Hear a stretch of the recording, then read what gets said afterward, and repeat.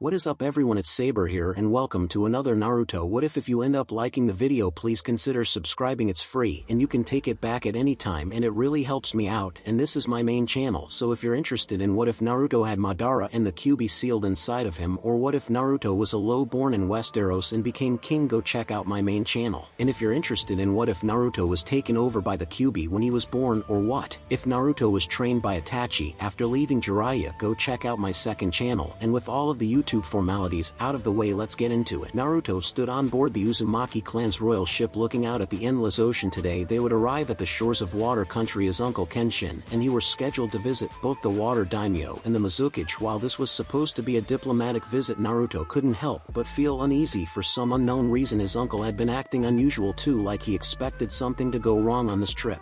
He had been hovering over Naruto since his grandfather told them about it.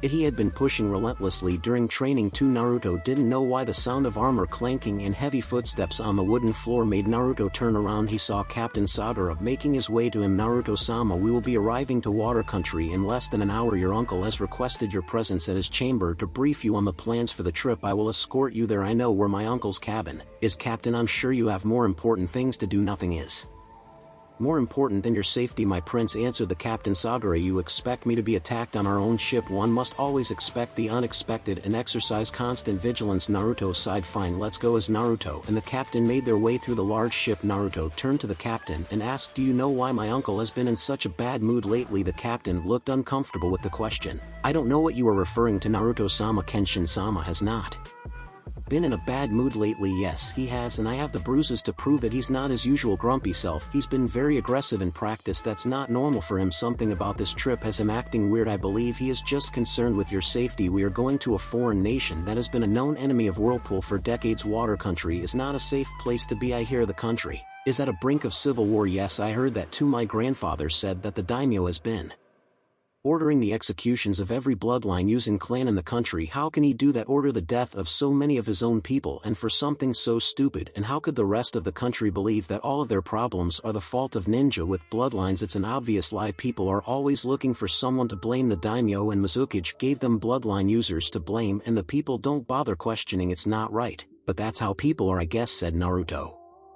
As they made it to his uncle's room, Naruto bid the captain goodbye and entered the room. Kenshin was standing in front of a desk looking over several maps and scrolls. When Naruto walked in the room, you're here? Good, I was going over the plans for our trip. Okay, so what's the plan? Once we arrive, well, we'll travel directly to the capital and meet with the daimyo. We will remind him why it is foolish to seek conflict with our clan. So basically you're going to threaten him? Cool, Kenshin sighed. I'm not going to threaten him. Well, not directly anyway. Naruto chuckled. So what are we doing after that? Asked Naruto. Then will be the part that has potential to be hazardous. We will go to the Mist Village. Unlike the daimyo, the Mizukage will not be easily intimidated. We will have to make sure that he understands that he will regret it if he seeks conflict with Whirlpool. Would grandfather really go to war over this? It seems pretty extreme. The Mist should definitely pay, but war would cost many lives on both sides, said Naruto. Father doesn't need to go to war to crush the Mist Village. The Mist Village is by far the weakest of the 5 great ninja villages. While the caliber of their ninja is higher than, say, the Sand Village, the number of ninja they have is nowhere near that of the Leaf or Stone. The Cloud Village has both strength and numbers. The fact that Mist is on an island also limits their military's ability to threaten the villages in the mainland.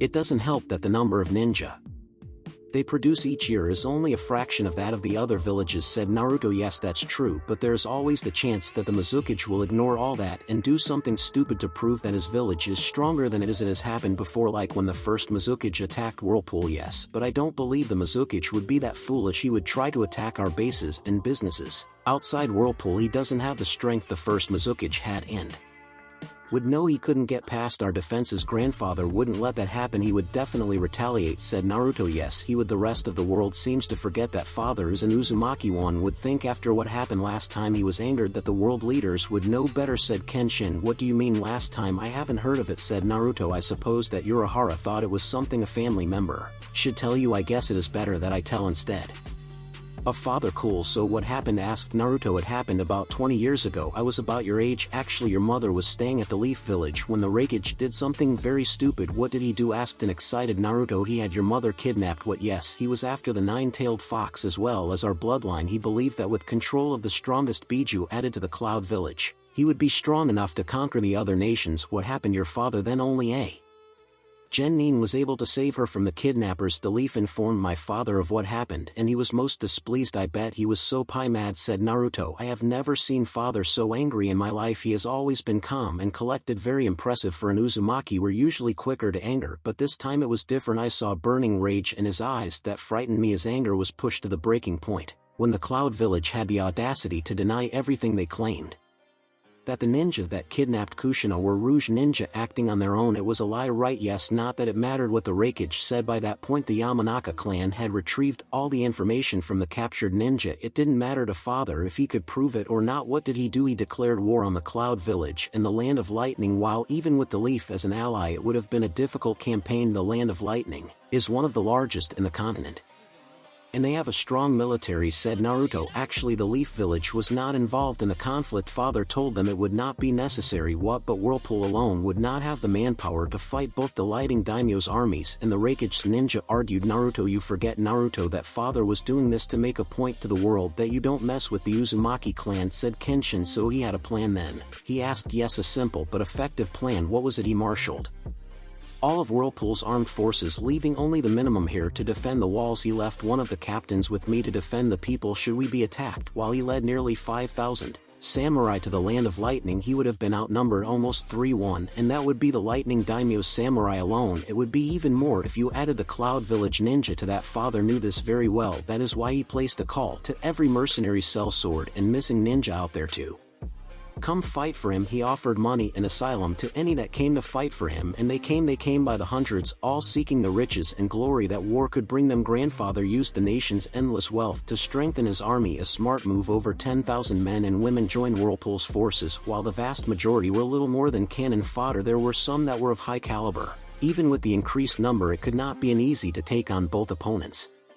Easier than you might think, said Kenshin. How? Asked Naruto. Father and 20 of his strongest warriors sneaked into the palace of the Lightning Daimyo. Father himself killed the man. This forced his oldest son, who was leading the samurai legions, to rush back to defend their capital. Once father returned to the camp he ordered 5,000 men to go and harass the samurai to make sure they didn't interfere with the attack on the Cloud Village. He then led the rest of the army, which was mostly made up of mercenaries, to attack the Raikage. Did the Raikage bunker himself in the village, or did he meet grandfather on the field? Asked Naruto. The Raikage did not dare let Whirlpool's armies reach the village. He led the ninja of his village and met father on the battlefield. It was not much of a battle at first. On the first day father ordered a full frontal assault, but he only used the mercenary forces. They were slaughtered. This made the Raikage arrogant, and he sent some of his strongest ninja, including a Jinchuriki, to press his advantage, and grandfather sprung a trap. Yes, he was able to subdue the Jinchuriki of the Two Tails with a binding seal, and he and his captains led Whirlpool samurai against the Cloud Ninja. With our armor and our seals our forces inflicted massive casualties to the Raikage's forces. After 2 days of bloody battle the Raikage realized that he would not be able to stop Whirlpool's armies from reaching the Cloud Village, so in an act of desperation he ordered his troops to retreat, while he alone acted as a rearguard to cover the retreat. The Raikage stayed behind by himself. Yes, he fought our mercenary forces with all he had and held them back for 3 days. 3 days he held back an army of 10,000 for 3 days. How can that even be possible? He was a very powerful man, and he was desperately fighting to protect his home. One can become monstrously strong when fighting to protect those that are precious to us. He essentially sacrificed himself to protect his village from a conflict that his own greed and thirst for power created. In the end it was father that ended his life. It was not an honorable battle as much as it was an execution. Father did this to show the world that the Uzumaki are to be feared and that an attack on us will have severe consequences. What happened to the Cloud Village? Asked Naruto. They surrendered. Father threatened to burn it to the ground if they didn't. They still had the 8 tails, but they knew that it would only be a matter of time before the village fell. Father offered not only to spare the civilians but the ninja as well, but they would have to sign a non-aggression treaty with Whirlpool. Father even returned the captured ninja that included the 2 tails Jinchuriki. Grandfather killed the Raikage and humiliated the Cloud Village. It was all to show the world the strength of Whirlpool. Yes, Naruto, it appears that the Land of Water has forgotten and needs to be reminded of our strength. Now come, I will explain our plan in your part in it, said Kenshin. Several hours later Naruto found Himself riding a horse alongside his uncle and their samurai escort. They had landed at the closest port to the capital of Water Country. It didn't take them long to get there. Naruto had not been to many cities. The only place he could compare to this place was Adindral, and frankly it didn't come close. Adindral was a warm, inviting place full of life, and the people were happy and lively. This place was the complete opposite. Firstly, it's cold. Naruto had never seen snow before, and it didn't take him long to determine that he preferred the white sand beaches and warm crystal clear waters of Whirlpool over the ice-covered lakes that covered Water Country. It was not just the weather either. The city seemed to be filled with a feeling of sorrow and misery. Lively was the last word you would use to describe the people that existed in this dreary place. There were no homeless in Adindral. The Uzumaki clan made sure that all of its citizens had at the very least food and shelter. It didn't mean they would let the people live off the government while doing nothing for themselves, but if a citizen needed some help to get back on their feet, the Uzumaki were glad to help their people. This place had homeless and beggars by the hundreds. From what Naruto had been seeing since they entered the city, many of them were women and children. That broke Naruto's heart. Naruto remembered all too well what it had been like for him when he was kicked out of the orphanage. He couldn't help but feel sadness for the people that had to live their lives like that. It was as he was scanning the streets that he noticed something that drew his attention. He slowed his horse to get a better look. Across the street from him, in one of the many alleys of the city, was a group of 3 men. They were dressed in worn clothes like many others. What drew Naruto's attention was that they seemed to have cornered one of the many homeless children, a girl about his own age. If Naruto had to guess what happened next made Naruto's eyes widen in shock. One of the men grabbed the girl from behind while another punched the little girl in the stomach, rendering her unconscious. One of the men then slung the unconscious girl over his shoulder, and Naruto watched in shock as they carried her away. Naruto looked around to see if anyone else had seen what he just saw. The people around him either didn't see anything, or worse, they saw it and just ignored it. Naruto was about to call for his uncle but stopped himself. He knew what his uncle would say. His uncle would say that this was not their country, and as such it was not their problem. Well, screw that. Naruto fell back until he was sure that nobody was paying him any attention. A quick water clone and replacement jutsu later, and he was running through the streets in the direction he saw the men take the girl. Haku felt like crying, but no tears would come. It was hard to believe that only a week ago she had a happy life. She was from a small farming village not too far from the capital. Her family never had much and the work was hard, but she was happy. Her happiness ended when she walked into her home to find her mother lying in a puddle of her own blood, dead. That was not the end of Haku's nightmare. It worsened when her own father not only admitted to the murder but then tried to kill Haku as well. Just as he was about to, Haku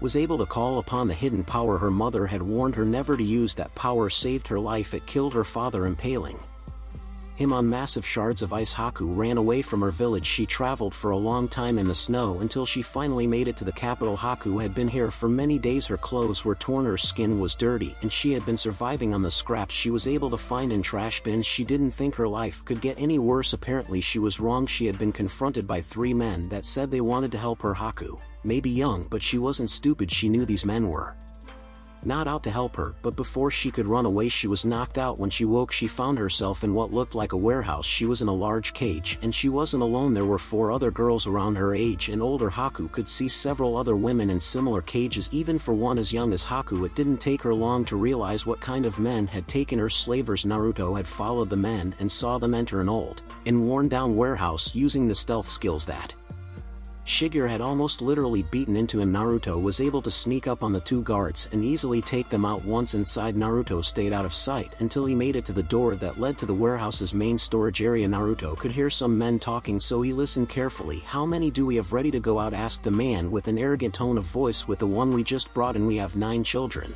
and 14 women," answered a gruff voice. "Great, they should bring us a good sum of money at the market. Get the cages ready for travel. We have to leave by tomorrow if we are going to make the ship to Earth Country." "Yes sir, we are going to." Bastards. Naruto had snuck into the room. As he listened to the conversation, once inside he saw something that made his blood boil. All around the room there were several large metal cages like the ones that Naruto had seen used for animals on trading ships, except these cages were not filled with animals. They were filled with young women and young girls. That included the one Naruto had seen abducted. Most of the women had little clothing, some didn't have any. Naruto could only imagine what had been done to them. Rage like nothing Naruto had ever felt before flooded every fiber of his being as he screamed at them. "Bastards!" Naruto saw them turn around to look at him. It must have been a real surprise to see a small blonde boy dressed in an expensive kimono standing there with a look of hatred towards them. "Who the hell is that kid, and "What's he doing here?" asked the apparent leader. Naruto didn't answer. Erasure, his sword began to glow once Naruto's hand gripped the handle. A light blue aura surrounds Naruto as his eyes began to glow. Naruto drew the legendary sword slowly, almost as if his body was moving of its own accord. Once the slavers saw the sword, they didn't take any chances. This kid could be a ninja for all they knew. The leader called for his men to come, and soon Naruto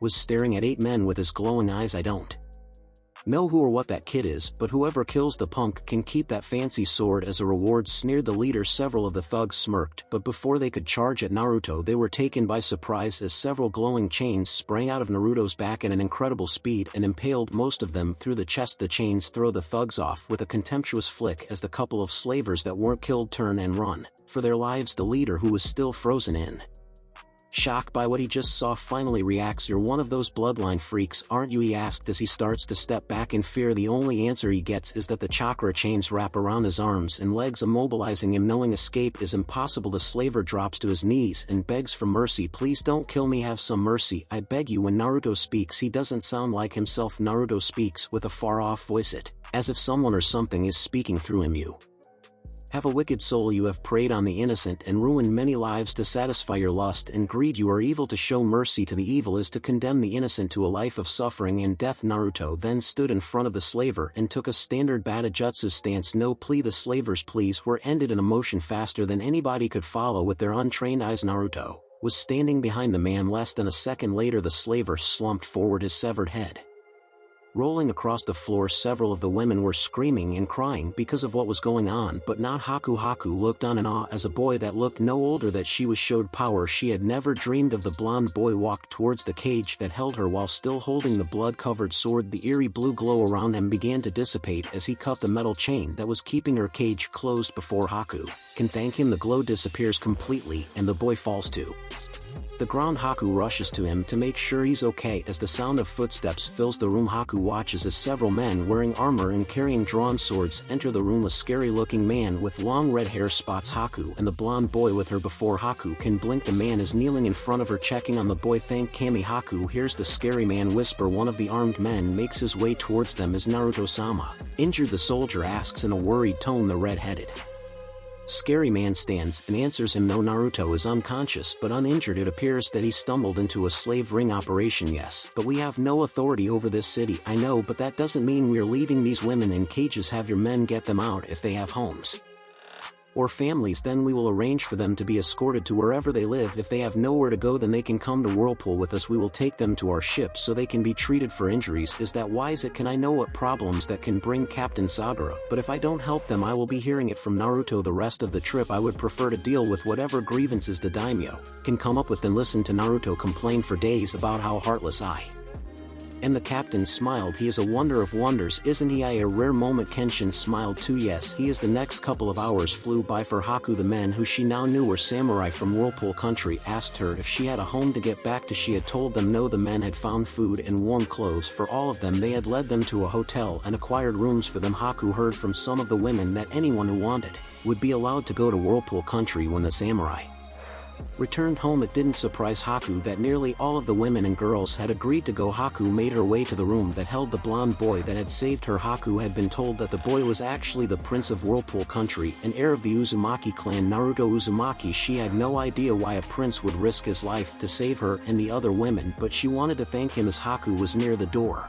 that was guarded by 2 samurai, she could hear 2 voices arguing inside the room. "While I did what I thought was right, you know you would have told me wasn't our concern, and you know it. You can't just start attacking people of another country, Naruto. And I told you that I don't remember attacking anyone. All of the women saw you, and they said some of the slavers that escaped also saw you." "I don't remember honestly," said Naruto, more subdued. "I believe you, Naruto, but from now on please don't do anything rash, and stay close to me no matter what." "Okay, yes uncle," answered Naruto. Both Naruto and Kenshin turned to the door. When it opened, Naruto recognized the girl that entered. It was the girl he had seen taken. She was now wearing a pink kimono, and Naruto was impressed. She was very pretty, though he still felt that Hinata Haim was prettier. "Hello, I'm Naruto," said Naruto. "Hello, Naruto-sama. My name is Haku. I came to thank you for saving me from those men." "You're welcome, Haku-chan, but you don't have to call me Sama. I don't really care about that stuff." Haku was confused. "But you're a Prince Kenshin reminded the children he was still in the room. My nephew tends to forget his station all too often, something I have to keep reminding him about. Father told you to get used to it, Naruto, because it's not going to go away. Naruto just crossed his arms and huffed in annoyance, which made Haku giggle. That brought a smile to Naruto's face. Kenshin left the children to talk with each other.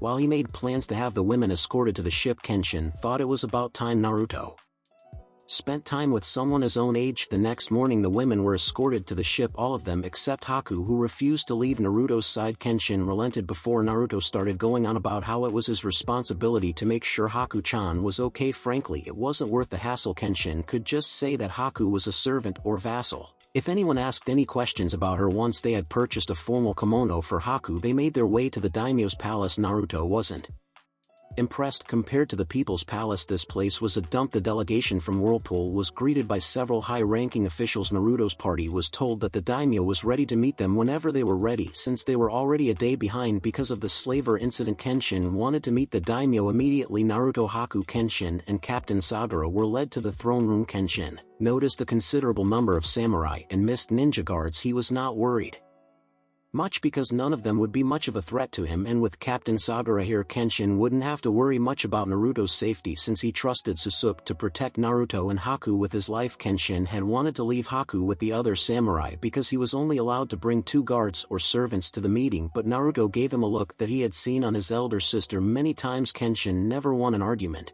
with his sister once she got that stubborn look on her face when the group entered the throne room. Naruto got his first look at the Water Country's daimyo. He was sitting on his throne with 2 samurai on each side of him. The daimyo was a man in his 40s with long black hair. He was wearing a white and blue royal kimono, and Naruto could see the man was very nervous. The daimyo's eyes were fixed on Naruto's uncle. He was afraid. Naruto had noticed how people would look at his uncle Kenshin. It was eerily similar to how the people in the Leaf Village would look at him like he was a monster. Greetings, Prince Kenshin. It is an honor to have one of the Roku Kyoshu in my home. How was your trip? I was expecting your arrival yesterday, said the daimyo. He did so with a slightly nervous tone of voice. I apologize for our late arrival, but there was an incident that delayed us. My father is in good health and as strong as ever, said Kenshin, making sure stay polite. May I introduce my nephew Naruto Uzumaki, crown prince of Whirlpool and future daimyo of Whirlpool, he said, motioning to Naruto, who gave a small bow. Yes, I heard that the lost son of the princess and the 4th Hokage was found. You look like your father. It is a pleasure to meet you, young one. Thank you. The pleasure is mine, answered Naruto. I don't mean to be rude, Daimyo Dano, but I believe we should speak about why we are here, said Kenshin. Yes, of course, the daimyo answered nervously. A vessel of Whirlpool was attacked by ninja belonging to your nation. Any other country would clearly see this as an act of war. Surely you exaggerate. It was a minor misunderstanding. A ship was damaged and its cargo was lost and several citizens of Whirlpool were killed. This is no minor misunderstanding, answered Kenshin in a forceful tone. You have to understand, my country is on the brink of civil war. The Mizukage assured me it would not happen again. And after all, your samurai killed many mist ninja too. My samurai defended their ship from an invading force that had no authority in international waters. A misunderstanding, true, but what you ask in return is unacceptable. We don't believe that paying for the ship and goods lost as well as surrendering the ones responsible so they can stand trial for the murder of our people unacceptable. You're asking for 10 million ryo. Even if I was willing to pay so much money, the Mizukage would not willingly surrender his ninja to stand trial for what he believes was justified. The rebels have been smuggling weapons and supplies. Those bloodline freaks are preparing to start a war. I'm sure of it. However, to show your father that I mean no ill will to Whirlpool, I am willing to pay 2 million ryo as an apology for this unfortunate incident. Kenshin narrowed his eyes. You do realize that the Uzumaki clan is a bloodline-wielding clan? Oh, why yes, how silly of me. Yes, I remember you possess the bloodline called Celestial Chains, a unique way of manipulating chakra that gives your clan several abilities, the daimyo said in a guarded tone. He didn't want to insult Kenshin, but it was clear he felt all people with bloodline abilities were scum. And don't forget the infamous Uzumaki temper. I can guarantee that your apology would be considered an insult to my father, and I'm sure you can remember what happened to the last daimyo that insulted my father, said Kenshin in a tone that left no doubt about what he meant. The daimyo visibly gulped. Why, you wouldn't dare, he said. Funny you should say that. It was exactly what the lightning daimyo said before my father killed him, said Kenshin. That put all of the guards in the room on guard. They all readied their weapons, but didn't draw them. Of course, you are much smarter than him. You know that we will destroy you and your country if we go to war. You're not very popular with your own people, and the rebels of this country would join us by the thousands. And you know it. The daimyo gritted his teeth. Fine, what you want, he spat. You will pay the full 20 million ryo and will not interfere with our actions against the Mist Village. If we go to war it will be only with the Mizukichi. You and your civilians will be left alone, said Kenshin. The daimyo glared at Kenshin. He knew that there was nothing he could do if a full-scale war with Whirlpool happened. He knew the rebels would use it to kill him and his family. He hated to be manipulated like this, but had no choice but to agree. He would much rather pay an obscene amount of money than lose his country. The Mizukichi was responsible for angering the Uzumaki, so he could go to hell for all. The daimyo cared. Fine, I will have the money transferred to one of your accounts by tomorrow. Then I thank you for your hospitality, my men, and I will leave immediately and head for the Mist Village to speak with the Mizukichi. If all works out this can be resolved without the need for bloodshed, said Kenshin. Fine, you're welcome to leave if you wish, said the daimyo. He was in no mood to keep the Uzumaki here any longer than needed. The sooner they left the better. Within the hour the Uzumaki left the capital and headed for the Mist Village and their meeting with the Mizukichi, a meeting that would prove to be one that nobody would soon forget. Hidden Mist Village. So the daimyo has chosen to save his own skin. It's unfortunate but not completely unexpected. What are your orders, Lord Mizukichi? Asked the masked Anbu. The Uzumaki think we can be threatened and dictated to. Well, it's time that our village pays the Uzumaki back for the humiliation we suffered in the past. They will be here by tomorrow evening, so let us prepare a proper welcome for them, said the fourth Mizukichi. Yes, Lord Mizukichi, said the Anbu as he disappeared in a swirl of water. The next day Naruto and the rest of the party from Whirlpool were making their way to the Mist Village when a lone figure appeared in the road in front of them. Naruto, who had been riding next to Haku, was immediately flanked by Captain Sagara and other samurai. Kenshin, who didn't look very concerned, dismounted his horse and walked forward to meet the person. The person was a woman wearing an Anbu-style mask and armor, but didn't have a Mist Village headband or any sings or insignia associating her with the Mist Village. The masked woman had long ankle-length auburn-colored hair. Who are you and what do you want? Asked Kenshin in a no-nonsense tone of voice. I am one of the many that has had enough of the daimyos and the Mizukichi's bigotry. I am member of the resistance against the unjustified genocide of every bloodline-bearing clan in the nation. So you're one of the rebels? The daimyo is terrified of what do you want? Asked Kenshin. To warn you that the Mizukichi intends to kill you once you reach the Mist Village. He has an ambush already in place. Kenshin's grip on his sword tightened in anger. Is Yagura truly that stupid? He is no match for me. Even if he somehow managed to kill me, what does he think my father would do to this country? If he killed my nephew, the Uzumaki daimyo would lay waste to all of water country. That is why I have come to warn you. I hope you can prepare for it, or turn back if possible. Those who are against the oppression in our country are almost ready to fight back. We will end the senseless slaughter of innocents, or we will die trying. We will not turn back. An Uzumaki never runs away. We never back down. If the Mizukichi thinks he can threaten my family, then he will learn his mistake at the end of my blade, said Kenshin. The Mizukichi has not been himself. He has been acting strange, has grown more ruthless and bloodthirsty than ever before. I am not sure, but some of us believe it's because of an outside source. That's irrelevant. He is either an enemy or a pawn being used by one. Either way he needs to be dealt with. I thank you for the warning. If and when you are ready to take back your country, know that the Uzumaki and Whirlpool country will help you in any way we can, said Kenshin. Thank you. We will soon be ready to begin an open rebellion, she said as she removed her mask. My name is Meitarumi, and we would welcome any help we can get, she said. Then don't be afraid to ask. Now I have to say farewell. I have an appointment with the Mizukichi. Kenshin returned to the group and informed his men of what the Mizukichi was planning. The members of the Guardian Corps were ready for battle, even though they would be heavily outnumbered and in enemy territory. With Kenshin leading them, they were ready and willing to face anything. In a remote village near the hidden mist, a young boy with white hair sat in a cell. He heard the sound of footsteps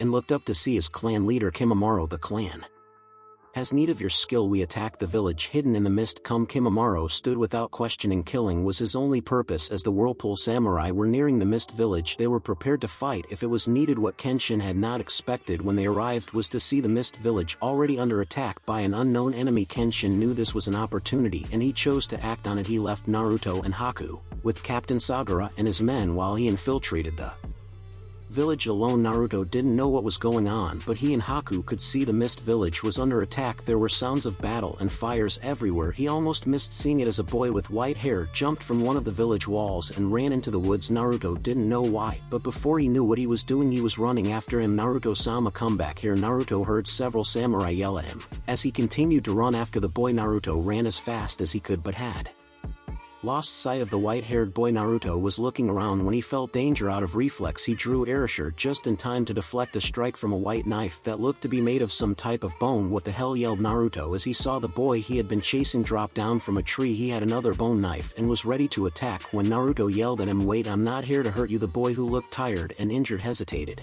but didn't stop his attack. He moved with impressive speed and Naruto was barely able to block his strikes, but it was obvious that this boy was far more experienced in battle. Naruto was being overwhelmed. This boy, who only looked a couple years older than him, fought with a fierce intensity Naruto was not accustomed to. Naruto had to focus so intently on his defense that he couldn't focus on his surroundings. Naruto lost his footing on a root and tripped to the ground. The white-haired boy was about to capitalize on Naruto's mistake when a wall of ice suddenly materialized in front of Naruto, blocking the boy's attack. Both boys turned around to see a furious-looking Haku. You will not hurt Naruto-sama, she growled at him. The boy prepared to attack Haku, but Naruto was already up. Stop, we are not here to hurt you, we just want to know what's going on, said Naruto. As this happened, several of the Whirlpool samurai arrived. Kimimaro knew that he could not win a fight against all of them. He was almost out of chakra. He accepted that he would die and readied himself. My name is Kimimaro Kagaya. My clan attacked the Mist Village. For some reason I was not told why, only that I had to fight. We caught them by surprise and caused lots of damage to their ninja because their strongest didn't show until we were deep into the village. When I saw the last of my clan die, I decided to escape. When I felt you were following me, I attacked because it thought you were Mist Ninja. We are not Mist Ninja. My name is Naruto Uzumaki. This is Haku-chan and they Naruto.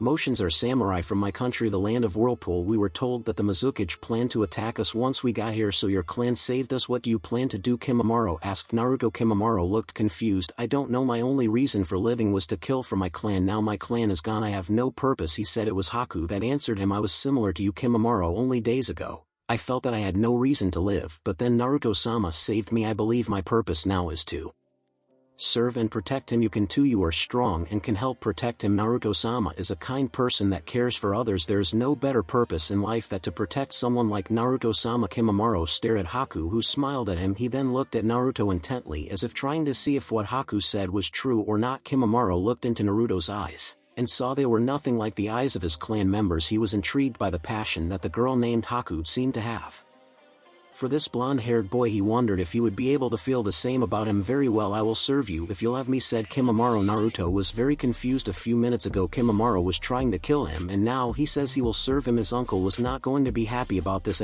Sure, no problem, you can come with us to Whirlpool, but my grandfather will have to decide if it's okay, said Naruto. Kimimaro nodded and Haku smiled. Captain Sagara just knew he was going to get yelled at for this, but seeing Naruto and Haku smiling at a confused-looking Kimimaro almost made it worth it. In the Mist Village, Yagura looked at his village in frustration. They had been taken by surprise by the damned Kagaya. The savages had killed many of his ninja and set fire to many buildings. It would take obscene amounts of time and money to recover from this. Yagura was so focused on the village that he hadn't noticed a presence nearby until it was too late. Out of the shadows, several glowing white chains wrapped around him. The chains completely immobilized him and suppressed his chakra. He couldn't even draw on the three tails that was inside of him. You planned this? No, but I admit it was a better situation than I had planned, said Kenshin as he stepped out of the shadows. So you think you can assassinate me? How will that look to the other nations? It will bring war to your precious country, maybe, but if it happens I will defend my home with every fiber of my being. Kenshin drew his sword and with an economical flick of his wrist severed Yagura's head. And at least you will not threaten my home again. Kenshin then disappeared into the shadows. He didn't notice that a man with an orange mask and a single Sharingan I had witnessed the entire event. Kenshin rejoined his men and was mildly surprised that a white-haired boy was now riding on Haku's horse. While Haku was riding with Naruto, he looked at Naruto and Naruto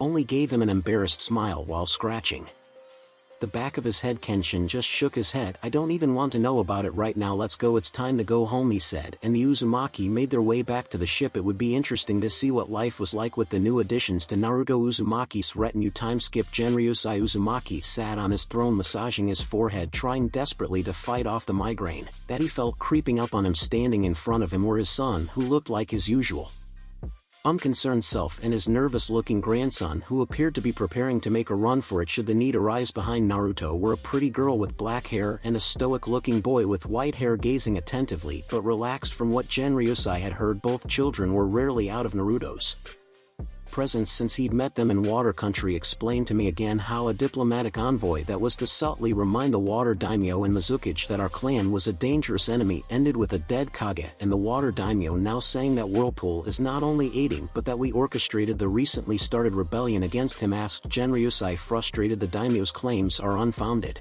and impossible for him to prove. He is only trying to lay the blame at someone else's feet. Started Kenshin, so the ship full of supplies and provisions that you ordered to meet someone in the rebel-controlled port town on the south coast of Water Country is a completely unrelated matter, son? Asked Genryusai. Kenshin answered, unworried that he had been caught. It was a debt that was owed to someone who helped our clan. I promised that we would grant them help in return, and Uzumaki always keeps their promises. Father Yasame Terumi, she is the leader of one of the 3 groups involved in the conflict in Water Country. The fact that you are helping her will make it look like the daimyo is right about us being involved in his country's civil war, said Genryusai. Kenshin was surprised to hear that. I was not aware that she led the rebel forces. And what do you mean one of 3 groups involved? What other group would be involved in this war? Asked Kenshin. It appears that the people of Water Country are split into 3 groups. The bloodline users and their allies are led by Mai Terumi. What you may not know is that the Mist and the daimyo have split up into different sides of this conflict. That is unexpected, father. I would have thought the daimyo would have picked a new Mizukage that was loyal to him, said Kenshin. Oh, I'm sure he intended to do just that, however there were some unanticipated complications, said Genryusai. Like what? Asked Kenshin. From what we know it looks like someone took advantage of the situation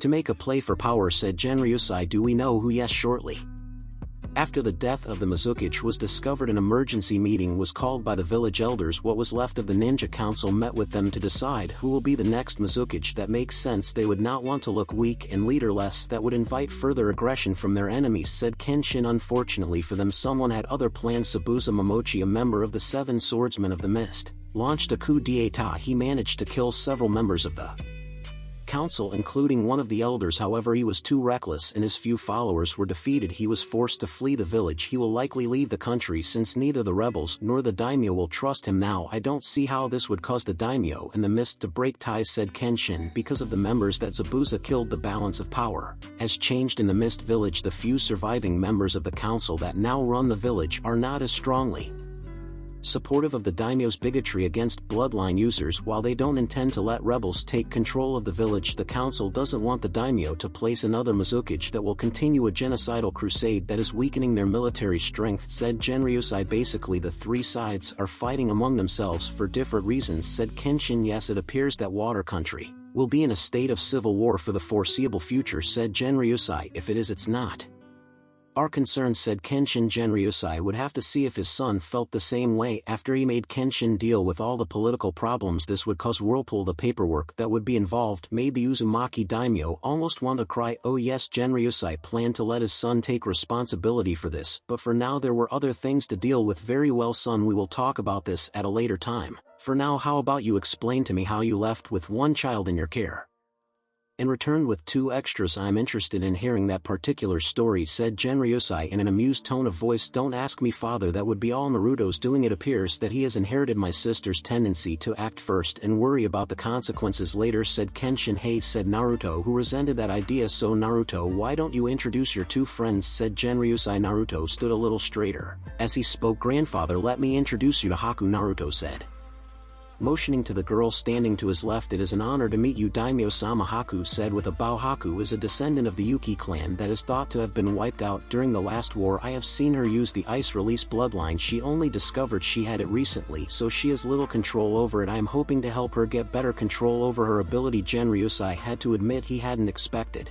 that the girl had gentle look to her, she and an aura of kindness. He hadn't expected her to be from a clan with a bloodline limit. Welcome to Whirlpool, Haku of the Yuki clan, said Genryusai. Haku gave another bow in return. Naruto then motioned to the white-haired boy standing to his right. This is Kimimaro of the Kagaya clan, said Naruto. It is an honor to meet you, Daimyo-sama, said Kimimaro with a bow. That was another surprise for Genryusai. The boy spoke in an emotionless tone of voice. The fact that he was from a clan with a history of being bloodthirsty didn't help put the Uzumaki daimyo's mind at ease, but he would give the boy the benefit of the doubt for now. Welcome to Whirlpool, Kimimaro of the Kagaya clan, said Genryusai. Like Haku, Kimimaro gave a bow. Well, you have made some interesting friends, Naruto. However, you know that you have little free time in your schedule. While I don't mind if they stay at the palace for the time being, actually that's what I wanted to talk to you about. Grandfather, I have a request to make as Prince of Whirlpool, said Naruto. Genryusai Raised an eyebrow. It was rare for Naruto to make a request using his title. Naruto would sometimes try to forget his station. Naruto didn't like being treated like he was better than others. This must be something important to him. What is your request? Naruto asked Genryusai. I would like to take both Haku and Kimimaro on as vassals to the Uzumaki clan, and furthermore I would like to have them be my personal bodyguards, said Naruto. This is not an easy request to grant, Naruto. While both of your friends come from known clans, for them to become vassals to our clan they would normally have to. I know the requirements that are normally made for clan to be considered a vassal house to the Uzumaki clan, grandfather, but I'm not asking for their clans to be accepted, only for Haku and Kimimaro. Naruto then smirked. Just because they are the last of their clans doesn't mean that their clans are being accepted, right? Genryusai had to admit Naruto's idea was a very sneaky one. If Genryusai just took the children as vassals and not their clans, then the other nobles could not claim any insult to them. After all, for a clan to become a vassal house to the Uzumaki clan was considered a great honor. The other clans had earned the honor through serving the Uzumaki clan and Whirlpool in some way. For many it had taken generations to earn the honor. Very well, Naruto, I will grant your request. From this day forward, Haku of the Yuki clan and Kimimaro of the Kagaya clan are accepted vassals and the personal bodyguards of Naruto. Uzumaki. Naruto and Haku smiled widely. Kimimaro didn't smile but still managed to look pleased. It will be hard work for all three of you, so I hope you're all ready for it, said Genryusai. From the looks on all their faces, though all three of them were ready for anything, it was decided that Haku and Kimimaro would join Naruto in his training, all except the training exclusively for an Uzumaki. Most of Naruto's teachers welcomed the new additions. In fact, only Hai complained about having to babysit more children. The other instructors enjoyed the attention of the extra students. Megumi took special notice of Haku, whom Megumi reported was a natural when it came to medicine. Haku also got the attention of Shigeru because the girl was easily able to learn the use of several weapons, especially thrown weapons like shuriken and senbon sanasuke, and eventually Hai took a liking to Kimimaro. They had both fought against members of the Kagaya clan and knew what they were capable of. Kimimaro was a natural at taijutsu and Sano enjoyed training him. Kimimaro also had a gift for kenjutsu and Hai put some extra time into those training sessions. The teachers quickly understood that the children would make a formidable team. Haku would be the medic while also offer long-range support. Naruto would be the leader and be a mid to close-range fighter by combining ninjutsu, kenjutsu, fuinjutsu, and taijutsu. Kimimaro would be the close-range fighter by using powerful taijutsu and kenjutsu. Everyone in the palace was able to tell the difference in Naruto now that he had children his age to be around with. Before he was always smiling and laughing, but one could also see some loneliness in his eyes. Every child needed friends, and now Naruto had some. There was more emotion, more happiness in his eyes. His smiles were brighter and he didn't look like something was missing from his life anymore. Naruto now had friends that would always be there to help and protect him.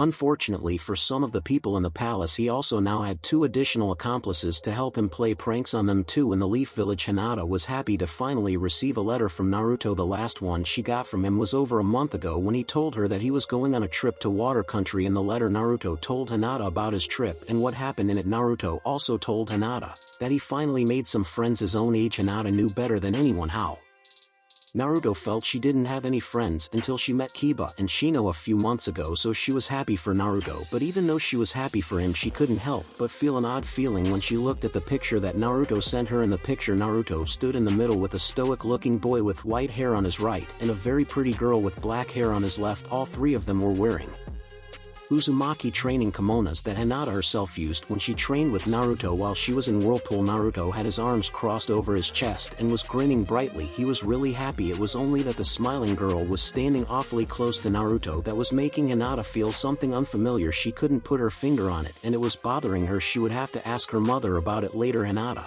put away Naruto's letter and got ready for school. There was an air of excitement in the class today. The reason for it was that today was the first taijutsu tournament. Iruka-sensei had told them last week that they would compete in a single elimination tournament so they could help with the class rankings. So far they only had rankings in academics and most students didn't care about those. Hinata was ranked second in academics behind Sasuke Uchiha and just over Sakura Haruno. Something that really upset the pink-haired girl. So how do you think you'll do, asked Kiba as they walked outside the classroom. I don't know, answered Hinata. Honestly, I think Hinata will do well in the tournament. Since the boys and girls are not fighting each other, it is logical to conclude that Hinata, with her training in the gentle fist style, will have a strong advantage over the other girls, said Shino. But we are not allowed to use chakra, said Hinata. Like, you'll need it. The only real competition you might get is from Ino, and even then it shouldn't be anything you can't handle, said Kiba.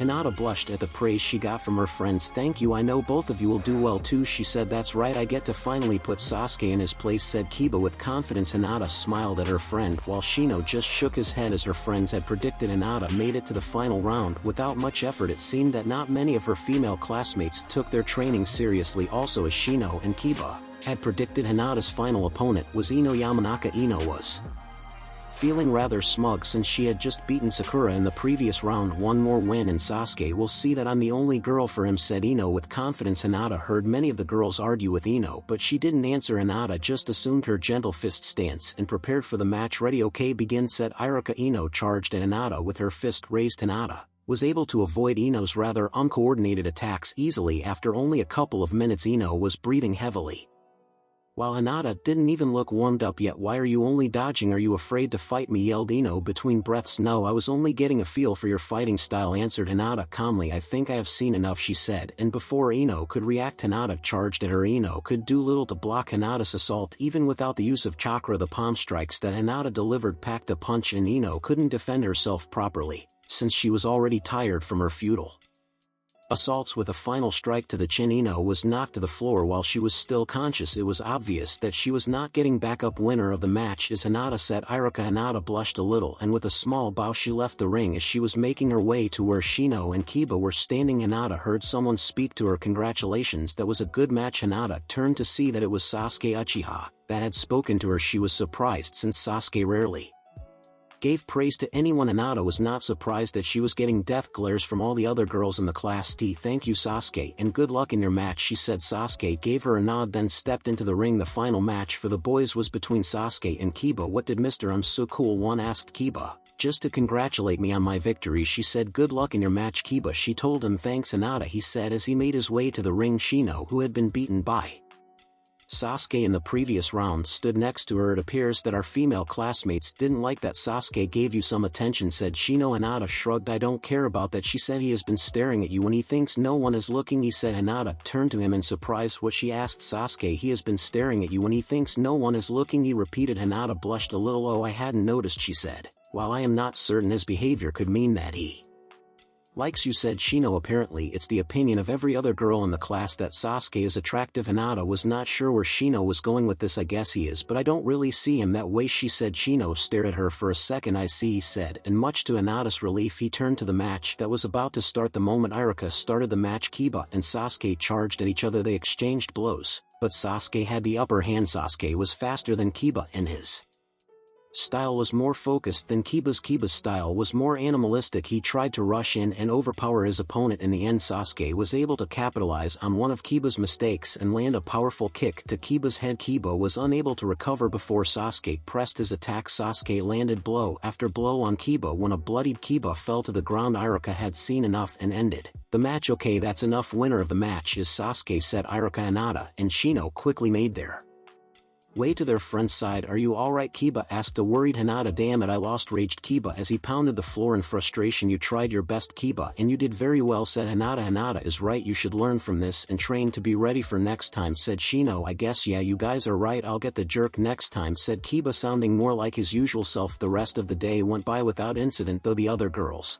especially Ino and Sakura, would glare at Hinata every time they looked at her. Once school was over, Hinata was escorted home. Hinata made her way to the garden where she found her mother watching over Hanabi as she played with her toys. "Hello honey, how was school today?" asked Hana. Hinata smiled. "It was great mom, we had our first taijutsu tournament today. I won the girls tournament. Shino got third place and Kiba got second." "That's great, Hinata, I'm very proud of you," said Hana. Mom, can I ask you a question?" asked Hinata. "Of course Hinata, go ahead," said Hana. "Well, do you remember the picture that Naruto-kun sent me in his last letter?" "Yes, you showed it to me and your father this morning." "Why do you ask?" Hinata started to tap her fingertips together nervously. "Well, it's just that I get this weird feeling when I look at it," said Hinata. "Weird feeling? What kind of feeling, honey?" asked Hana. "Well, I am happy that he made new friends. It's just one of them is a very pretty girl, and I don't know, I get this feeling that makes me feel uncomfortable for some reason," said Hinata. Hana smiled at the frustrated look on her daughter's face. Well, it looks like Hinata is a little jealous from the letter Genryusai sent me. I don't think Hinata has anything to worry about. I guess I should tell her that," thought Hana. "Tell me, Hinata, do you like Naruto?" Hinata blushed. Well, yes, I like Naruto-kun," she said. "And do you think Naruto would ever want to hurt you?" asked Hana. "No, Naruto-kun is very kind. I don't think he would ever want to hurt anybody." answered Hinata. Well then you don't have anything to worry about, honey, after all both of your best friends are boys and there is nothing wrong with that, right? I guess you're right, Mom. Thank you for explaining it to me. Anytime you want to talk about anything, you know I'm here for you, Hinata said Hana. Thanks again, Mom, said Hinata as she gave Hana a hug. I have go and do my schoolwork before it's time or our training. I'll see you later, Mom, said Hinata. As left later that night, Hinata woke hearing voices coming from her parents' room. She stayed quiet and tried to listen. I don't know what they want, Hana. All the ANBU said was that the Hokage has called for an emergency meeting, said Hayashi. At his time of the night something must have happened, said Hana. I know, I'll have the branch members double the guards, get Hanabi and stay on alert. Guards will be posted at our door and on Hinata's room as well. I have to go, he said. Be careful, love, said Hana. Always, he said, and left the room. Hinata would stay up for a while wondering what happened that would make her father so worried. She didn't know that the following day the entire village would know what happened and it would shock them all. Hayashi walked into the council room to see the rest of the clan heads and civilian council members all looking as confused to be here as he did. Hayashi took his seat next to Shikaku. Nara, do you have any idea what's going on, asked Hayashi. No, nobody knows anything, but I have a feeling it involves the only one that isn't here, said Shikaku. Hayashi looked round the room and noticed that there was only one clan head missing. Maybe Fugaku was late. After all, I just got here. Shikaku shook his head. No, he has never been late to any meeting. The head of the ninja police is always the first to be notified something happened and it has to involve the Uchiha, he said. Just as Shikaku said that, the Hokage and his advisors entered the room. Once they were all seated, the Hokage spoke. Thank you all for coming in on such short notice. It is my regret to inform you all that there has been a horrible tragedy in our village tonight, said the third Hokage with sorrow in his voice. Earlier tonight, Itachi Uchiha turned traitor and slaughtered the entire Uchiha clan. The council gasped in shock, followed by yelling and shouting from all directions. Quiet, bellowed the Hokage. I know this is a shock to all of us, but please try to remain calm. Lord Hokage, are you telling us that there were no survivors, that Itachi killed every member of his clan, asked the council member. There's only one survivor, Itachi's brother Sasuke Uchiha. However, the boy suffered severe mental trauma and we are uncertain the boy will come out of the coma he is in, said the Hokage. And what about Itachi, asked someone else. I have ordered several ANBU squads after him. As of now, Itachi Uchiha is an S-class missing ninja, said the Hokage. The news of the Uchiha massacre would spread like wildfire across the village and later the rest of the elemental nations. Time skip. Several months had gone by since the Uchiha massacre. The loss of one of their largest and most powerful clans was a devastating blow to the Leaf Village. Had it not been for the Leaf's allies, it would have been tempting for some of the rival villages to attack the Leaf, but even with their loss, the Leaf Village proved its resilience. It refused to appear weak among its peers, and proved why it was considered the strongest of the ninja nations. No current missions were cancelled or postponed and no new missions were refused. As far as any outsider was concerned, the Leaf Village continued after the massacre with little effect for those who lived in the Leaf Village. It was a different matter altogether. The lack of the ever-present members of the ninja police force was painfully evident. The Hokage had decided that placing a single clan in charge again would be a mistake, so the new ninja police force will be made up of ninja from several clans as well as some clan-less ninja. It was a slow process to rebuild the police force at the moment because they didn't have the manpower, but the Hokage was making it one of his top priorities. The entire Leaf Village had taken the loss of the Uchiha clan very hard, but none more so than the only survivor of the massacre, Sasuke Uchiha. Sasuke had spent over a week in a coma from his brother's mental attack. He spent over a month in the hospital. After that, one thing that was clear after his release from the hospital was that Sasuke Uchiha had changed. An event like this would change anyone, but the Hokage feared for the boy. Sasuke, like most Uchiha, had not been the friendliest of people, but he had also never been hostile towards others. The Uchiha clan always believed they were superior to anyone else, but they rarely showed open aggression towards others. They usually felt an Uchiha shouldn't lower themselves to the level of commoners. The Sasuke Uchiha that left the hospital was openly hostile to anyone that so much as looked at him. The Hokage offered to place him with another clan, but the boy refused. He insisted in living in his parents' home. The Hokage didn't like Sasuke living alone in the empty compound, but it was the boy's right to do so. The Hokage was more worried about the reports he received from the boy's teachers. Sasuke was never what one would consider a friendly child, but now he refused to interact with his classmates. Anytime one of them would try to be friendly with him, he would rebuff their efforts, often with open hostility, making it known that he wanted to be left alone. Sasuke had also become overly aggressive in his taijutsu spars and had already injured several of his partners. Sasuke had been warned, but the Hokage worried for what will become of the boy if he continued on his current path. The path that Sasuke is on only leads to darkness. The third can only hope that time will help heal the boy's emotional wounds. Hinata sat quietly eating her lunch as she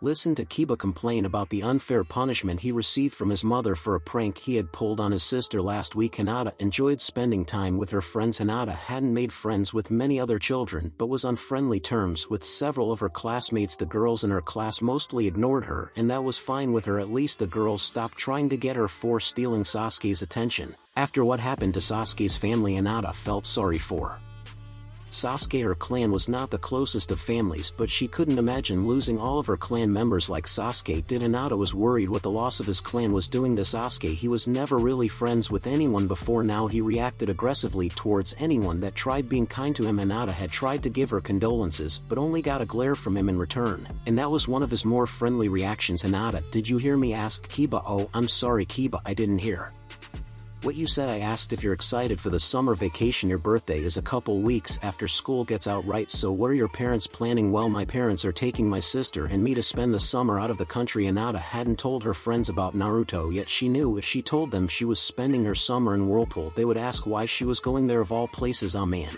that means we won't get to see you on your birthday," whined Kiba. "I'm sure Hinata's parents have a logical reason for this, Kiba. Perhaps they wish to spend some time as a family away from the village," Shino said, trying to calm Kiba down. "Yeah, I guess. Well, there's always next year, right?" said Kiba with a grin. Hinata couldn't bring herself to let him know that she would be spending all of her summers in Whirlpool. In Whirlpool, one of the many assistants of the Uzumaki clan walked warily into the daimyo's office. The moment she stepped inside, she froze. She couldn't move. She stood rooted at the spot. She was staring into a pair of piercing violet eyes, into the raptor gaze of an Uzumaki. The eyes flicked towards the stack of papers that were held in her hands, and she saw them narrow into a smoldering glare. "Excuse me, you Uzumaki-sama, but here's more paperwork that needs to done by today." The assistant hurriedly walked forward and placed the papers on the desk. After giving a quick bow, she fled the office as fast as she could. Meanwhile, the pair of violet eyes kept glaring at the paperwork as if the owner believed that if he glared at them hard enough the papers would disappear. Sadly for him, the paperwork stubbornly remained. "You know, if you didn't keep scaring away every woman that looks at you, you might actually get laid once in a while." It was a familiar and amused voice that got the Uzumaki's attention. "What do you want, Sano?"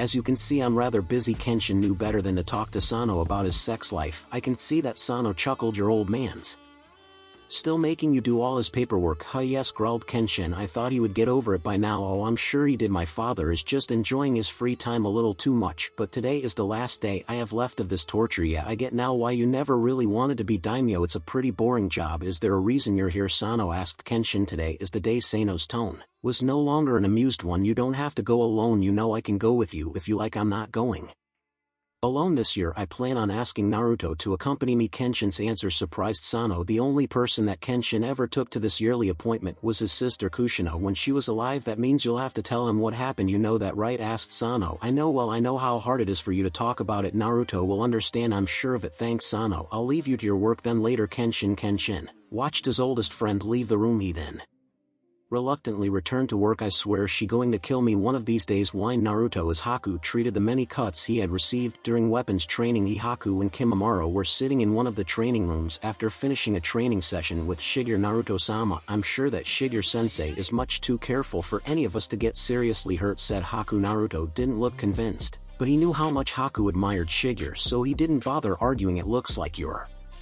healing ability is taking care of your injuries just fine, Naruto-sama. I told you I didn't need medical attention." "Haku-chan, you can never be too careful with your health and safety." "Naruto-sama, right?" Kimimaro asked Haku. Kimimaro simply nodded while Naruto muttered something that sounded like traitor. "Fine, can we go now? My uncle needs me to go with him somewhere later and I need to get ready," said Naruto, as he stood up from where they were sitting as they made their way out of the training room.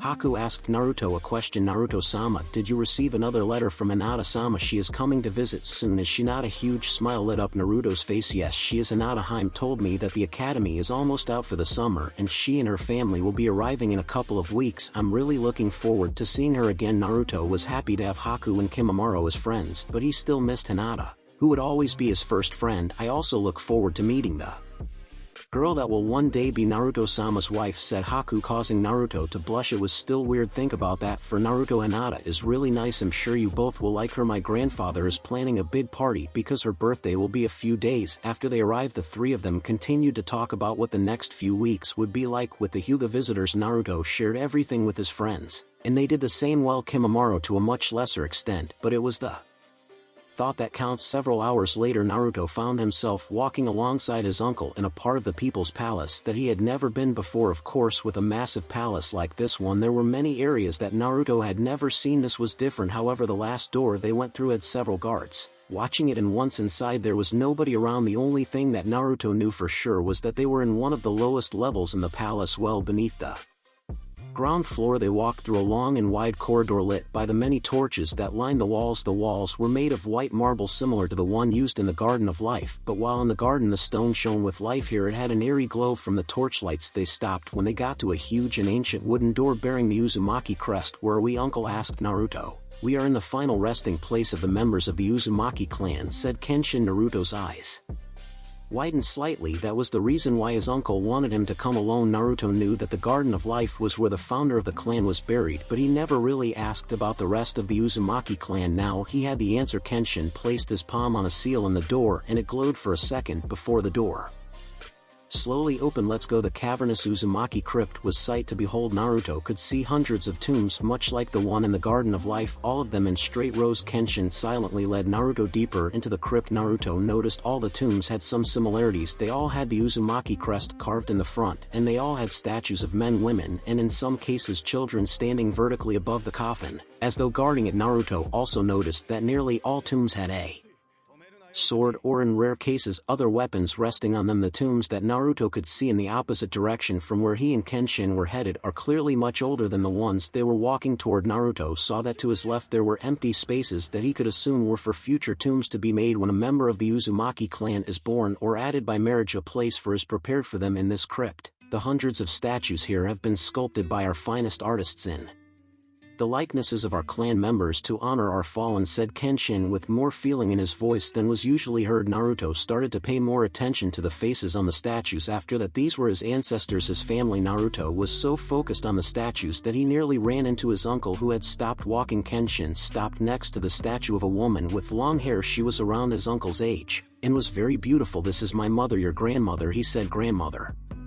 Naruto asked. Naruto felt his eyes start to water. While his grandfather had often spoken to him about his mother Kushina, his grandmother was rarely spoken of. Naruto knew very little of her. "She died while giving birth to me. I never met my mother, much like you never met yours. Father took her loss very hard and hardly ever speaks of her. What little I do know about her, like you, I learned from others." Naruto didn't know what to say, so he remained silent. He did notice 3 empty tombs to the left, followed his grandmother's. Naruto realized they were likely for his grandfather and uncle. "And your mother should have been here," said Kenshin as he pointed to the following empty tomb. "The leaf refused to return her body, claiming that when she married your father she joined his clan." "They are technically correct, but that doesn't lessen our anger over it." Naruto was angry too. His mother should be here, with her family here with him. This was just another reason to never trust that place again. The leaf had betrayed the Uzumaki clan too many times. One day Naruto would make sure they paid for it too. Naruto was going to ask something until he noticed that his uncle had walked past the empty tombs to stand in front of what looked like the newest additions to the Uzumaki crypt. Kenshin stood in front of the tomb of a young woman in her early 20s, a woman with long hair and dressed in a regal kimono. She was very pretty. What made Naruto's heart break was the small statue on the tomb next to the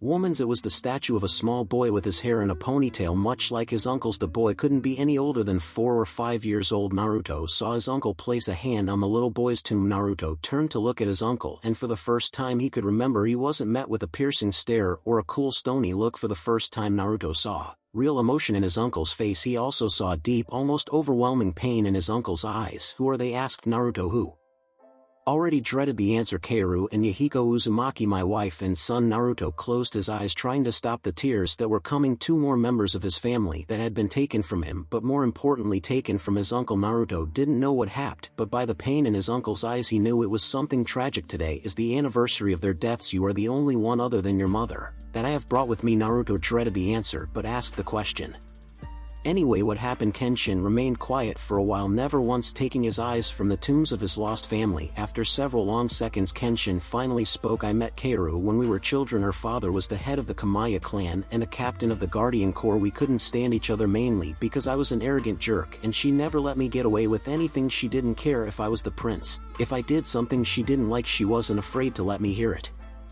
Often by yelling emphatically. Naruto smiled at that. She sounded like someone he would get along with. Shisano and I became friends when I was a little older than you are now. When we were 13, Kairu's father was killed during the Third Great Ninja War. She and I became closer, and when we were 16 I asked her to marry me. When she accepted, it was the happiest day of my life. 2 years later our son Yahiko was born. The next 4 years of my life were the best I can remember. Something bad happened, didn't it? Asked Naruto. Kenshin nodded. We were on a routine diplomatic mission to the land of demons in the southern continent. As we made our way to the capital, we were confronted by a group of tribal warriors from the land of Blade, small neighbor to the land of demons. They were from a warrior tribe called the Baka Banmana. They were blade masters that prided themselves on being the sea. Even there I had become famous as a swordsman, often called one of the best in the world. Their leader wanted to prove his strength by defeating me. And they attacked you? Asked Naruto. No, there were over 30 samurai with me and only a dozen of them. I didn't want it to be a slaughter, so I agreed to duel their leader. He was very good, but I beat him. Did you kill him? No, and that was the biggest mistake of my life. I don't get it, said Naruto to the Baka Banmana. There is no greatest dishonor than to be defeated in battle except to be spared by an opponent. They didn't believe in retreating or surrendering. It was win the battle or die trying. When the leader left vowing vengeance, I never really believed anything would come of it. I was mistaken. Kenshin stopped gathering his thoughts before he continued. We were a few miles from the capital when they came. Over 100 of them came from the forest we were traveling through. I led the samurai and defended the carriage, allowing it to escape, but it was a trap. I should have known something was wrong because the leader never came after me. He went after my family. I tried to get to them. Eventually I did, but it was too late. The moment he killed my family, they all fled back into the trees, all except one. He stayed to tell me that this was payback for disgracing their leader's honor. That bastard, how could he talk about honor when they killed a child? Screamed Naruto. He didn't live long enough to explain himself. My men killed him immediately, said Kenshin. Did grandfather declare war on Blade Country? Asked Naruto. No, and oh, why the hell not? Because there was no need. I took care of it. I sent my family's bodies to the capital and went after them. I found them that very night, said Kenshin. You went alone? Asked Naruto. No, I went with a handful of my samurai that refused to let me go alone. I sometimes wished I hadn't let them follow me. What do you mean? Do you know what people call me? Naruto. The reason why every time I leave Whirlpool people look at me like I'm a monster. Naruto had noticed that people were terrified of his uncle, but he thought it was because he is so strong. Apparently there was more to it. They call you the Badasai because you have mastered the Hiten Mitsurugi style. Yes, but they call me something else too. They call me Badasai the Manslayer, and they call me that because of what I did to the Baka Banmana. A cold shiver passed through Naruto, but he asked the question, what did you do? His uncle stared at the statues of his family for a long time before he answered. I was full of anger and despair. We Uzumaki are feared for our anger, and I let my anger and hate consume me. It wasn't hard to find their village. They were there, the whole village, in full celebration of a great victory. They were celebrating the murder of my family. Kenshin paused. Naruto saw a look of sadness and shame come to his uncle's face. Something in me broke when I saw that, and I did something that will shame me forever. Naruto stared at his uncle, knowing that what happened would be awful, but even he was not prepared for what his uncle would reveal. I slaughtered them. Every man, woman, and child in the village. All the Baka Banmana lay dead at my feet that night. No, gasped Naruto in complete shock. It was a blur in my mind. 1 minute I was walking towards the village, and the next thing I remember I was standing in the middle of the village with bodies littering the floor. I remember rage like nothing I have ever felt coursing through me, and I embraced it, feeding off of it. Kenshin stopped for a second. I sometimes see their faces, the fear in their eyes, the look of a mother's face as she held her child in her arms. Just before I cut them both in half with a single swipe of my blade. Dear Kami, whispered Naruto as he placed a hand on a tomb to keep himself up. He couldn't believe what he was hearing. The darkness will consume you if you let it, and there is darkness within everyone. I tell you my pain, my shame, so that you do not make the same mistake I did. Naruto, never let your anger and hate rule you. Never willingly seek out violence, but if an enemy threatens you, cut them down, otherwise you may regret it for the rest of your life. Naruto and his uncle spent some time in silent prayer before leaving the Uzumaki crypt. Naruto now understood his uncle a little bit better. He now knew why his uncle was the way he was. Naruto wished that his uncle had not gone through such tragedy, but life was certainly not fair. Naruto vowed to himself that he would protect his family and make Kami have mercy on anyone that tries to hurt his loved ones, because Naruto sure wouldn't. Several days later, Naruto sat next to his grandfather waiting for Hinata and her family to arrive. Standing protectively behind him were Haku and Kimimaro.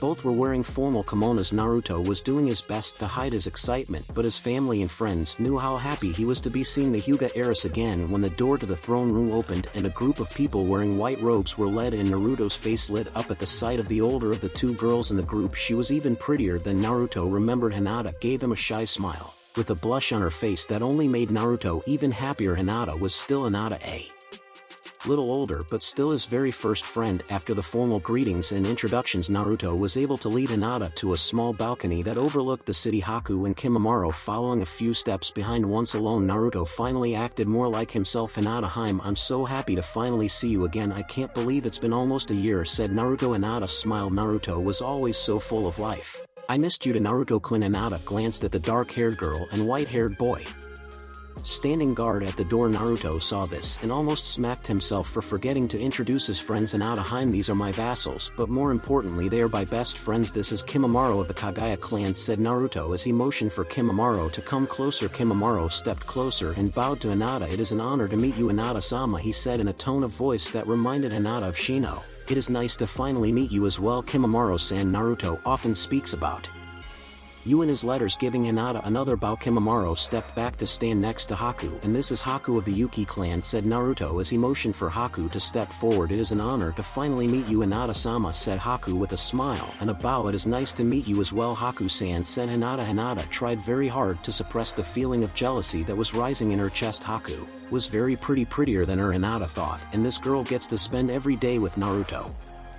Hinata had to remind herself of what her mother said. It wouldn't be fair to Haku and it wouldn't be fair to Naruto if she treated his friend in a disrespectful manner for no apparent reason. Still, why did Haku have to be so beautiful? Hinata spent the next few days joining Naruto and his friends during the day, both in training and in their time off. Hinata was happy to learn that once she ignored her slight feelings of jealousy toward Haku, that she actually got along well with the black-haired ice user. Before the week was over, Hinata was becoming a close friend with a girl her own age for the first time in her life. Hinata's birthday was a huge party in the palace. Several nobles and other important people were invited, but Hinata mostly spent her time with Naruto and his friends and her own family. Hinata received a mountain of gifts much like Naruto did during his birthday last time she was here, but the only gift she really cared about was the one she got from Naruto. It was a beautiful gold bracelet with two charms on it. One was a replica of the Uzumaki crest and the other of the Hyuga crest. Hinata loved it. The rest of the summer went by too quickly for Hinata's liking. Naruto's birthday was a huge festival that the entire city celebrated. Hinata spent all day with Naruto, Haku and Kimimaro as they explored the city and interacted with the people. Hinata also enjoyed training with some of Naruto's teachers. Kurama was a very nice man. Yuryu was strict but fair. Urahara and Sanosuke were funny. Shigeru was different and Hai was scary. Hinata and Naruto traded stories about their friends. Naruto really liked the ones about Kiba pulling pranks but made sure to tell Hinata that he and his friend had pulled better ones. Hinata told Naruto of the Uchiha massacre. He informed her that he had heard about it. Naruto didn't really care about the Leaf Village, but he knew that Hinata cared about her home, so he made sure not to say anything offensive about it. It had been fun, but now it was time for Hinata and her family to go back home, and both Naruto and Hinata were unhappy about it. So it's finally time for you to go home, said Naruto. Yes, I have to go back to school soon. Hinata said. I wish you could stay here the whole time, said Naruto. He was going to miss spending time with Hinata. I wish I could spend more time with you also. Maybe one day you could visit my village and meet my friends, she said. Naruto hadn't told Hinata that he hated the Leaf Village because he knew it would upset her. Besides, if he got to spend every day with Hinata, it might even be worth it to set foot in that hellhole again. After all, if anyone tried to harm him now, they would not be met with a defenseless child, they would be met with the wrath of an Uzumaki. Maybe someday soon my grandfather will allow me to visit, he said, knowing full well that hell would freeze over before that happened. Naruto would not have that choice until they were both 12, and Hinata was a genin for the Leaf Village.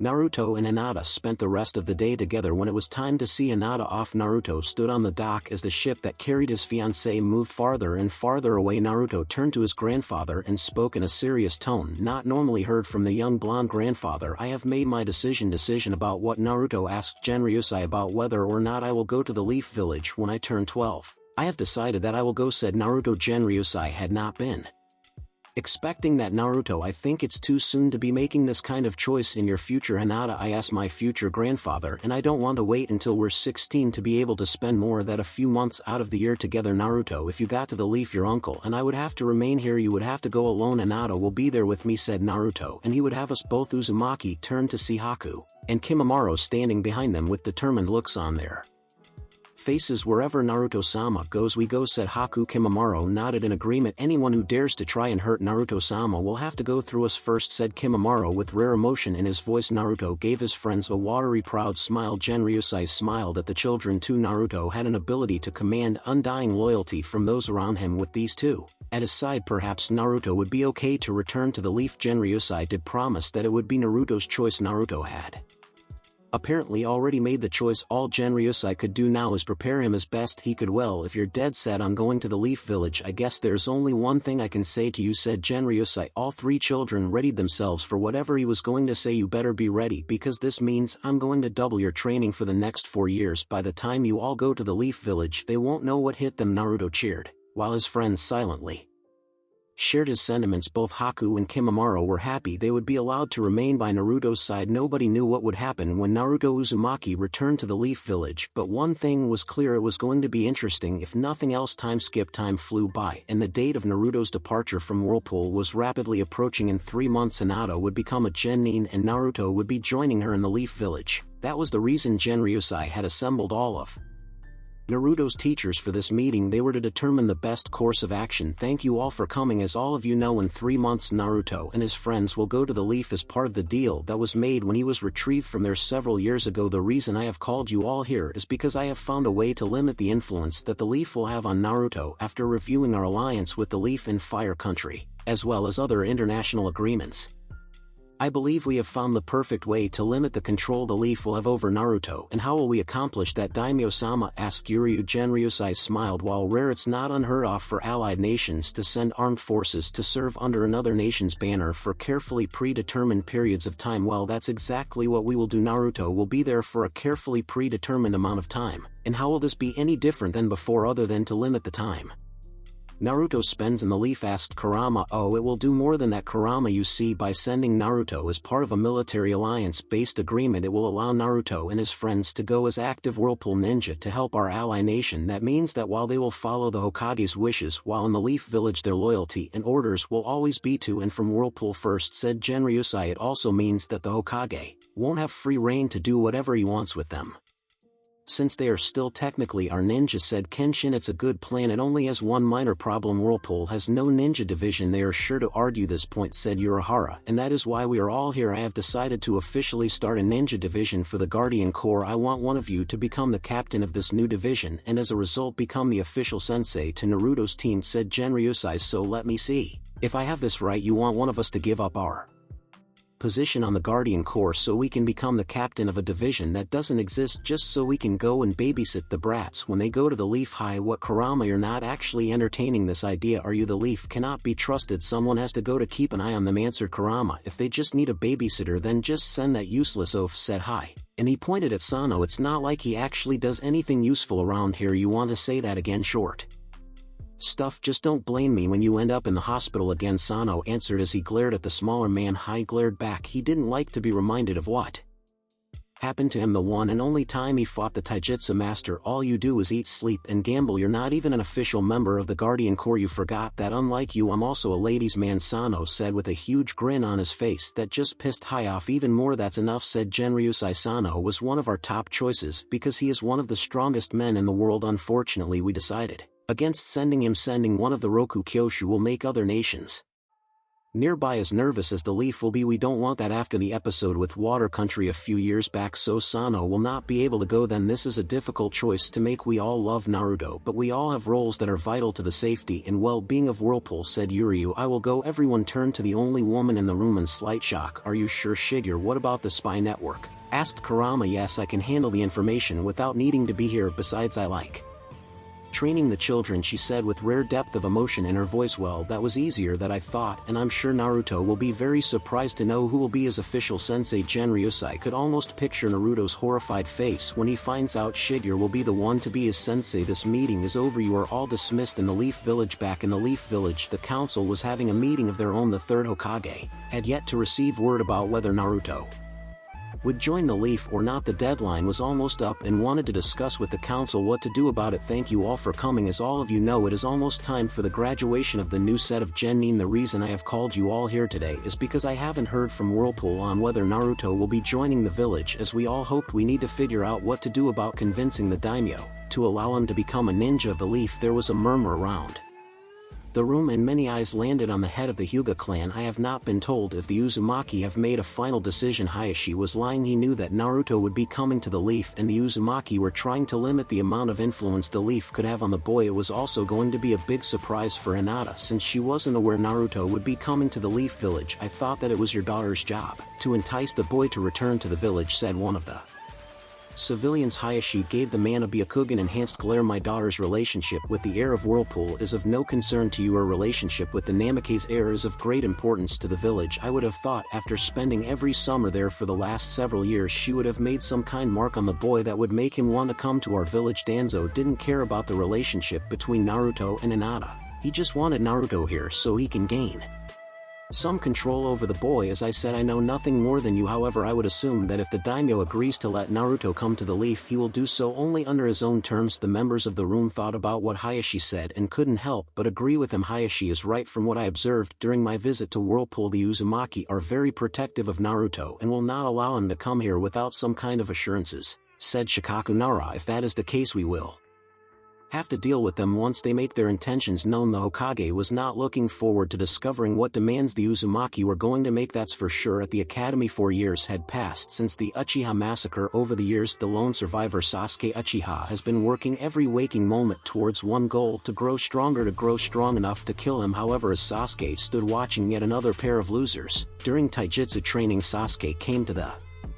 realization that gaining the power he would need to accomplish his goal would take more time than he thought. Sasuke hoped that once he was placed on a team and was being trained by a jonin, that he would be able to grow stronger faster. As Sasuke considered his dilemma, he noticed the next pair of classmates go up to the ring. One was the only female in the class whom Sasuke didn't think of as a useless fangirl, Hinata, Hyuga heiress of the Hyuga clan, and an unfamiliar classmate opposing her. As Sasuke watched the match begin, he thought about the dark-haired girl. When Sasuke started the academy, his own father had told him to keep an eye out for her. At first, Sasuke didn't know why his father would ask him that, but as time went on, he could tell why. The girl was strong, smart, and excelled in class, inciting the jealousy of her classmates. Well, her female classmates anyway. Sasuke watched Hinata move with the skill and grace of a dancer, as she easily avoided her opponent's attacks. It was then that Sasuke began to think there was a goal he had other than killing him. That goal was to restore his clan, and to restore his clan he would need a wife. He couldn't take just anyone as his wife. As Sasuke glanced around, his eyes landed on a pair of girls, one with blonde hair and the other with pink hair. Sasuke mentally shuddered at that his wife couldn't be a pathetic loser like the ones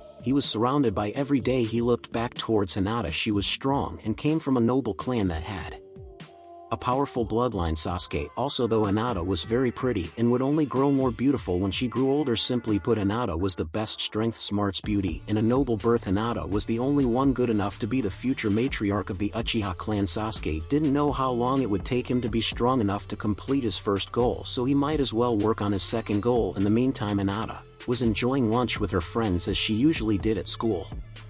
Kiba was again complaining that he couldn't wait to graduate and be placed on a team. Hinata was looking forward to starting her life as a genin. The only sad part was that she would